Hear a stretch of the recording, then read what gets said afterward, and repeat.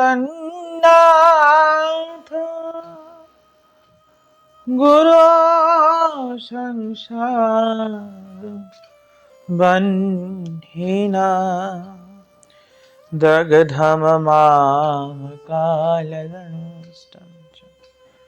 त्वामहं शरणं गता। नमो विष्णुपादाय राधिकाय प्रियात्मने श्री श्रीमद्भक्ति वेदांत नारायणीति नमः। श्री कृष्ण चैतन्य प्रभु नित्यानंद श्री अद्वैत गदाधर शिवासादि गौर भक्त वृंद। हरे कृष्ण कृष्ण कृष्ण हरे हरे, हरे राम राम राम हरे हरे। मैं सर्वप्रथम अपने गुरुपाद पद्म परम आराध्यतम नित्रीला प्रविष्टम विष्णुपाद अष्टतरशत श्री श्रीमद् भक्ति वेदांत नारायण गोस्वामी महाराज जी के चरण कमल में अनंत अनंत कोटि दंडवत व्यापन करता हूँ तथा श्री श्री राधा विनोद बिहारी के चरणों में अनंत अनंत कोटि दंडवत व्यापन। हम लोग कल कथा श्रवण कर रहे थे। उद्धव क्यारी जो कि वास्तविक में विशाखा कुंड ललिता कुंड के दक्षिण पूर्व दिशा में कुछ ही दूर कदम क्यारी या उद्धव क्यारी स्थित है। यथार्थ में यह विशाखा जी का कुंज है। जो उद्धव कुंड है वो वास्तविक में विशाखा जी का कुंज है। पास ही विशाखा कुंड भी है। विशाखा जी कदम वृक्षों से घिरे हुए निर्जन रमणीय वन में राधा कृष्ण युगल का परस्पर मिलन कराती थीं। कभी कभी यहाँ कृष्ण सहेलियों को लेकर श्री राधा जी के साथ रास भी करते थे। रास वेदी भी यहाँ दर्शनीय है। सरोवर के स्वच्छ स्निग्ध जल में नाना प्रकार के जल विहार भी कृष्ण यहाँ करते थे। श्री कृष्ण के मथुरा चले जाने पर सारा ब्रज विरह समुद्र में मानो डूब गया। गोपियों की तो बात ही क्या, पशु पक्षी भी भोजन पान सब कुछ त्याग कर दिया था। कृष्ण विरह में व्याकुल हो गए सभी ब्रजवासी। कृष्ण को प्रियतम मानने वाली गोपियां अक्रूर के रथ के पीछे पीछे चलती रहीं और चलते चलते यहाँ तक आकर के मूर्छित होकर धड़ाम करके सब गिर पड़ी। कृष्ण व्याकुल में गिर पड़ी। उसी गहन वन में किसी प्रकार कृष्ण का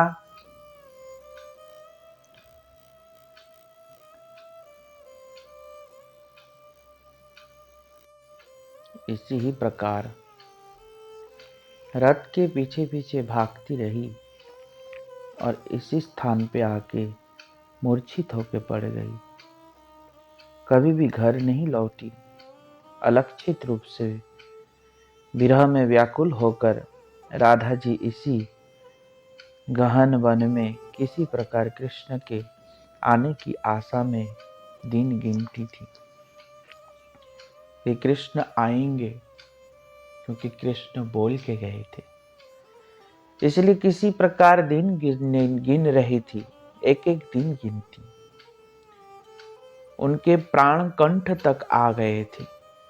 उसी समय कृष्ण के एक दूत उद्धव जी विरह व्यथित गोपियों को सांत्वना देने के लिए ब्रज में आए। यहाँ पधारे, किंतु श्रीमती राधिका की विरह दशा देखकर उन्हें दूर से ही प्रणाम किया, किंतु कुछ कह नहीं सके। उसी समय विरह व्याकुल श्रीमती राधिका एक भमरे को कृष्ण का दूत मानकर दिव्य उन्माद में चित्र जल्प प्रजल्प आदि करने लगी। वे भमरों को कृष्ण का दूत समझकर कभी डांटती, कभी फटकारती, कभी उल्हाना देती, कभी उपदेश देती, कभी दूत मानकर सम्मान करती, तो कभी उससे प्रियतम का कुशल क्षेम पूछती। उसे देखकर सुनकर उद्धव जी आश्चर्यचकित हो गए। आए थे गुरु बनकर उपदेश देने के लिए, किंतु शिष्य बन के रह गए। शिष्य बनने के लिए व्याकुलता हो गया उद्धव जी के अंदर।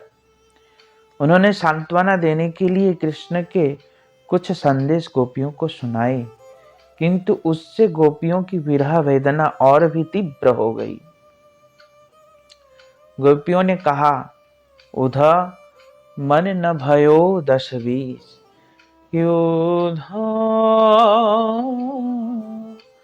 मन न भयो 10-20, एक हो तो सो गयो श्याम को आराधे इस।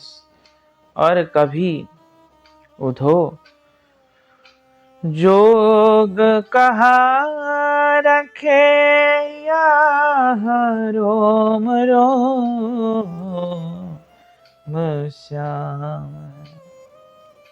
अंत में उद्धव जी ने गोपियों के चरणों की धूल ग्रहण करने के प्रार्थना किया। क्या कहा?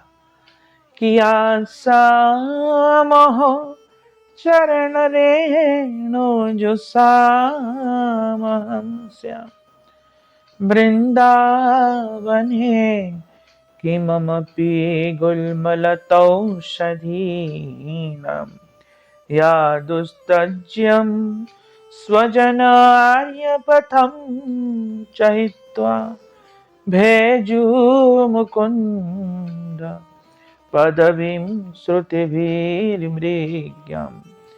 उद्धव जी कह रहे हैं, मेरे लिए तो यह परम सौभाग्य की बात होगी कि मैं इस वृंदावन धाम में कोई झाड़ी लता अथवा औषधि जड़ी बूटी बन ही जाऊं।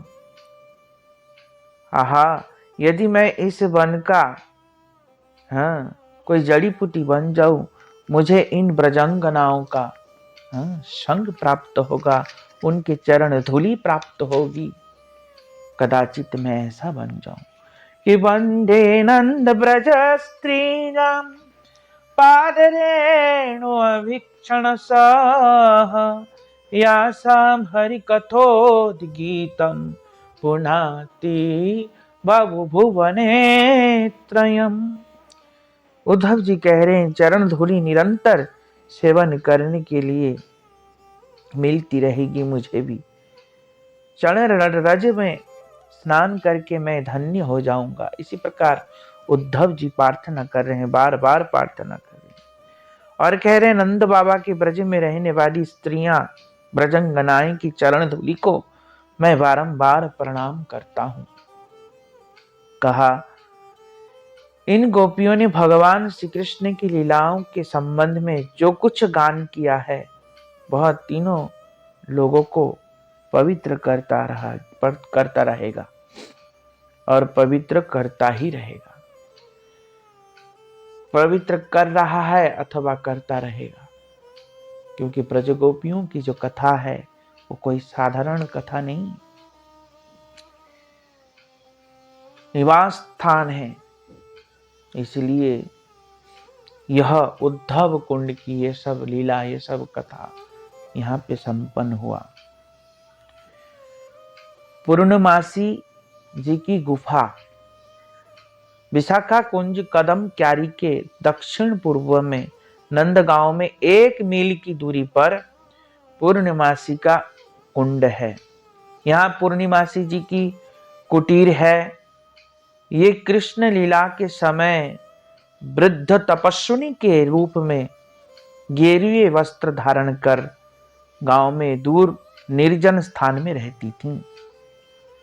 नंद आदि सभी ब्रजवासी इनके प्रति बड़ी ही श्रद्धा रखते थे तथा इनका आशीर्वाद लेकर कोई कार्य करते थे।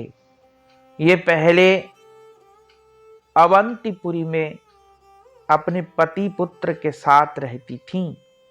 शांतिमुनि मुनि इनके पुत्र है। मधुमंगल शांतिमुनि मुनि के पुत्र है और नंदीमुखी इनके पौत्री है। पूर्णिमासी जी श्री कृष्ण के जन्म से ही पूर्व ही अपने पौत्र मधुमंगल और पौत्री नंदमुखी को साथ लेकर नंद गांव में चली आईं। वे प्रतिदिन प्रातः काल नंद भवन में जाकर कृष्ण का दर्शन करती तथा कृष्ण को आशीर्वाद देती थीं कि ये श्री कृष्ण ही स्वरूप शक्तिगत समष्टि लीला शक्ति का मूर्ति विग्रह है। ये जो पूर्णिमासी देवी है ये कृष्ण की स्वरूप शक्ति की वृत्ति है। मूर्तिमान विग्रह ही पूर्णिमासी देवी है। कृष्ण की प्रकट लीला में देवऋषि नारद जी की शिष्या है पूर्णिमासी देवी, पर कृष्ण की अंतर लीला में ये समस्त कार्य पूर्णिमासी देवी करती हैं। जोगमाया भी इनको कहा जाता है। नंदीमुखी जो इनके पौत्री थी, नंदीमुखी का निवास स्थान भी यही है। पूर्णिमासी देवी पौत्री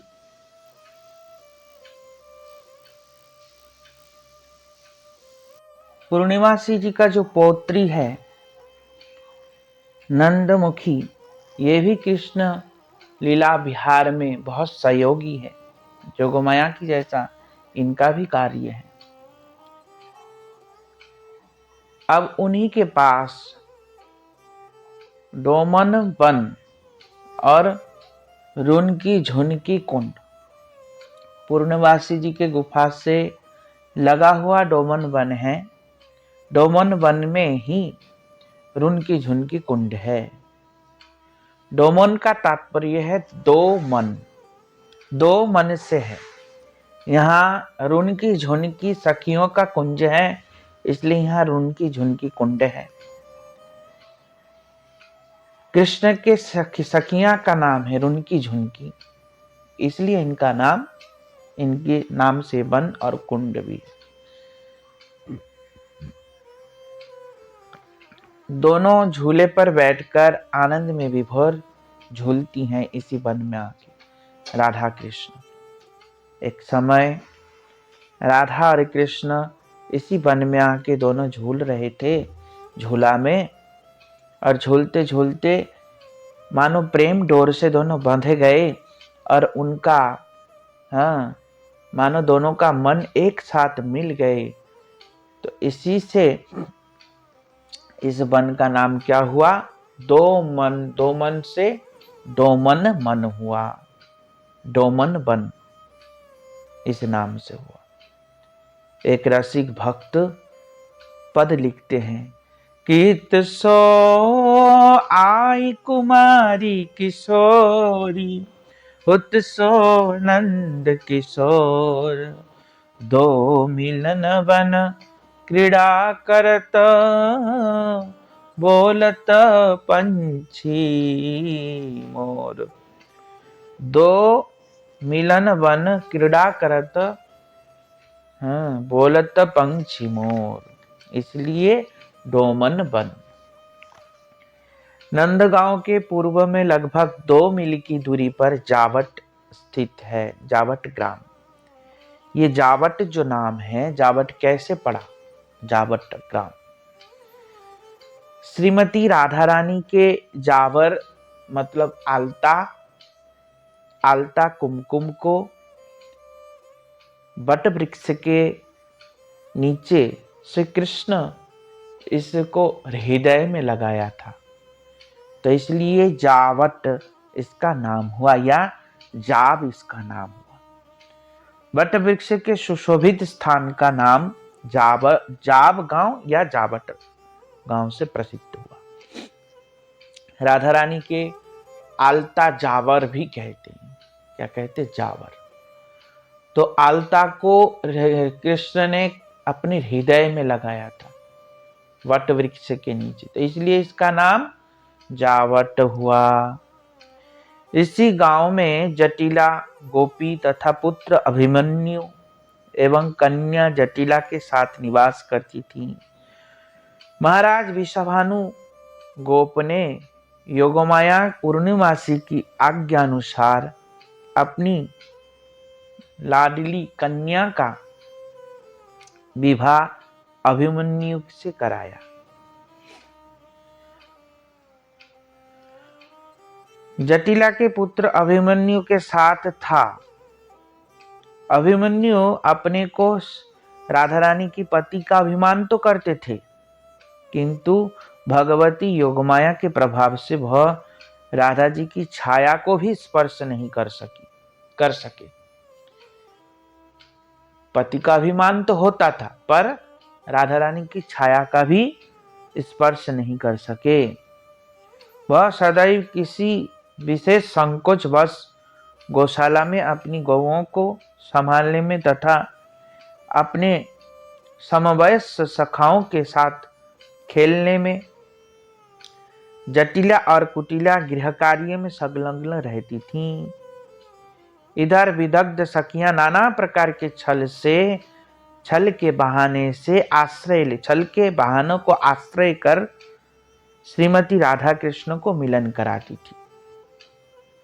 वास्तव में यह पारकिया भाव रसोपोषण के लिए योगमाया ने ये सब कार्य निर्दिष्ट किया है, सिद्ध किया है, क्योंकि श्रीमती राधिका श्री कृष्ण की लादिनी शक्ति मूर्ति विग्रह है।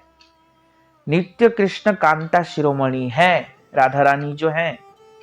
जिस प्रकार आग उसकी दाहिका शक्ति को अलग नहीं किया जा सकता, जिस प्रकार सूर्य के रोशनी को अलग नहीं किया जा सकता, उसी प्रकार कृष्ण और राधा रानी के अलग नहीं किया जा सकता। लीला विलास के लिए कृष्ण प्रेम आस्वादन करने के लिए दो मूर्ति धारण किया, पर राधा कृष्ण दोनों एक ही तत्व है। इसलिए ये राधा कृष्ण के संबंध में विचार किया जाता है।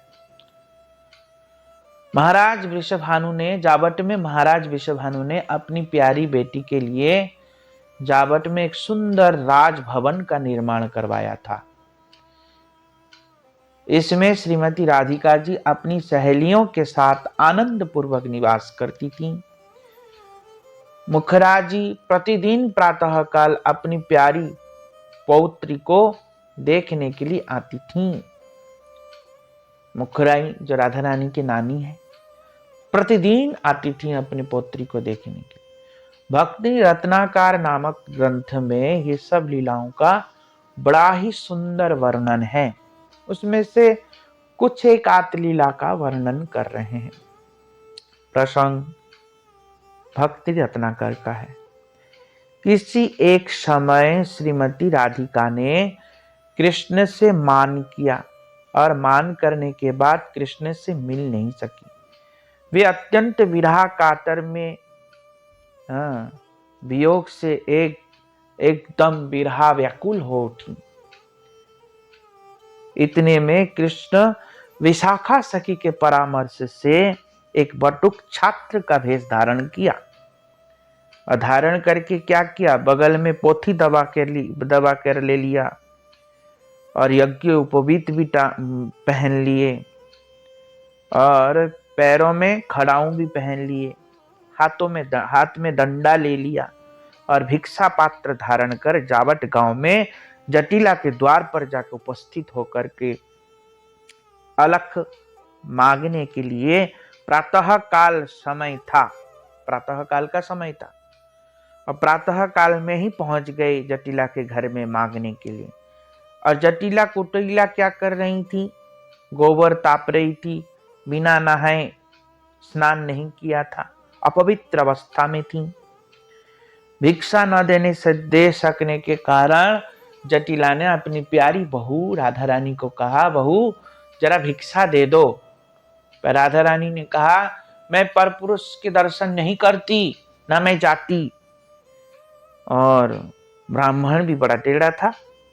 ब्राह्मण ने कहा, देखो मैं 2 क्षण से ज्यादा देर रुकूंगा नहीं, भाग जाऊंगा, भिक्षा जल्दी चाहिए मुझे, ऐसा कहा। जटिला सोचने लगी, कहीं ब्राह्मण के श्राप से या ब्राह्मण भिक्षा लिए बिना चले गए तो कहीं मेरे गौ में या घर में किसी की मृत्यु ना हो जाए। इसलिए जटिला आई, अपनी प्यारी बहू को मनाने लगी। बहू को बहुत प्रेम से बहुत मीठा मीठा बोल के कहा, बहू कोई बात नहीं, जाकर के थोड़ा सा भिक्षा तो देना है, जाके दे दो बाबा, दे दो। बहू को ऐसा कहा।